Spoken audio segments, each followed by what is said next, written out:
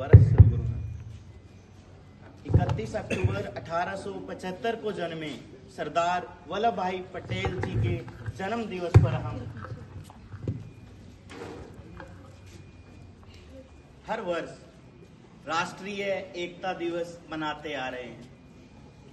आप पिछले 3 दिनों से इसी मंच से उनके जीवन परिचय के बारे में, उनकी विचारधारा के बारे में और उन्होंने क्या क्या अपने देश के लिए किया, चाहे वो स्वतंत्रता के समय 500 से ज़्यादा रियासतें, जिसमें 3 रियासतें अपनी जम्मू कश्मीर, जूनागढ़ और हैदराबाद में पोलो ऑपरेशन लगाकर उन्होंने उनका एकीकरण किया। 1918 में खेड़ा संघर्ष, जिसमें अंग्रेजों ने कर लगा दिया था, टैक्स लगा दिया था, उसका उन्होंने विरोध किया। 1928 में आज ही आपने सुना कि किसानों पर 22 से लेकर 30% लगान लगा दिया था, टैक्स लगा दिया था। गांधी जी के साथ मिलकर पटेल जी ने उसका कड़ा विरोध किया और अंत में वो टैक्स 6% कर दिया गया। और तभी से वहां की महिलाओं ने पटेल जी को सरदार की उपाधि दी। मेरा मानना यह है कि हम कोई भी त्योहार या कोई भी दिवस मनाते हैं, उसका मकसद ये नहीं है कि हम उसका जीवन परिचय सुन लें। उसका मकसद ये है कि हम उसकी विचारधारा को, उनकी विचारधारा को अपने जीवन में आत्मसात कर लें, उसको अपना लें, तभी वो मकसद पूरा होगा। पटेल जी ने खुद के हितों, खुद के पदों को दूर रखकर देश के लिए एकीकरण का काम किया। शायद छोटे बच्चों को ये बातें न समझ में आ रही होगी। आपके लिए एक स्टोरी सुनाता हूं छोटी सी। एक सेठ जी थे, उनके 2 बच्चे थे। जब वो बड़े हुए तो छोटे छोटी चीजों पर लड़ने लग जाते थे, झगड़ने लग जाते थे। और एक दिन वो झगड़ा इतना बढ़ गया, वो एक दूसरे को मारने पर आ गए। ये सब चीजें देखकर घर में इतनी सारी चीजें हो रही थी, जब वो लड़ रहे थे तो सेठ जी हंसने लग गए। अब उनके दोनों लड़के अचंभा करने लग गए कि हम लड़ रहे हैं, हमारे पापा क्यों हंस रहे हैं। उन्होंने जाके पूछा कि पापा आप क्यों हंस रहे हो।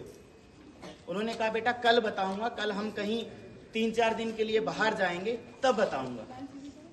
अगला दिन हुआ, पिताजी के साथ निकल गए। अब जब वो बाहर निकले तो एक बस स्टैंड पर ठहर गए। वहां पर उन्हें बस से लगभग 10 घंटे की यात्रा करनी थी।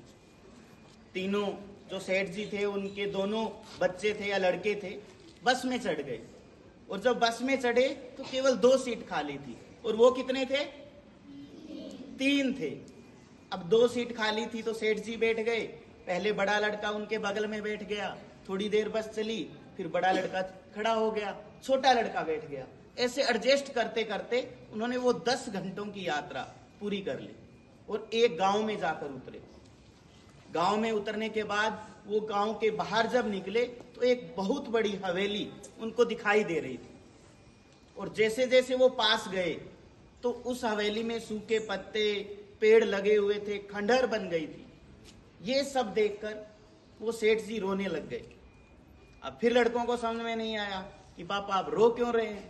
तो उन्होंने पूछा कि पापा जी रो क्यों रहे हो। तो उन्होंने कहा कि एक वक्त था जब हम भी 2 भाई थे और इस जो हवेली के लिए हमने लड़ाई की, झगड़ा किया, और जो एक मेरा भाई है वो विदेश में चला गया और कभी आज तक नहीं आया। यदि उस टाइम में अपने हित को न समझकर परिवार के हित को समझता तो यकीनन आज हमारा परिवार एक रहता।